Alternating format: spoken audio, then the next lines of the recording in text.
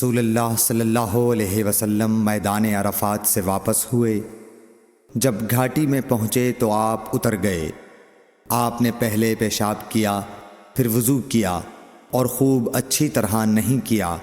تب میں نے کہا یا رسول اللہ، نماز کا وقت آ گیا۔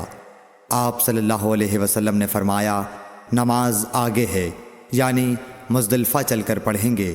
جب مزدلفہ میں پہنچے تو آپ نے خوب اچھی طرح وضو کیا، پھر جماعت کھڑی کی گئی۔ آپ صلی اللہ علیہ وسلم نے مغرب کی نماز پڑھی، پھر ہر شخص نے اپنے اونٹ کو اپنی جگہ بٹھایا، پھر عشاء کی جماعت کھڑی کی گئی اور آپ نے نماز پڑھی، اور ان دونوں نمازوں کے درمیان کوئی نماز نہیں پڑھی۔ صحیح بخاری حدیث نمبر 139۔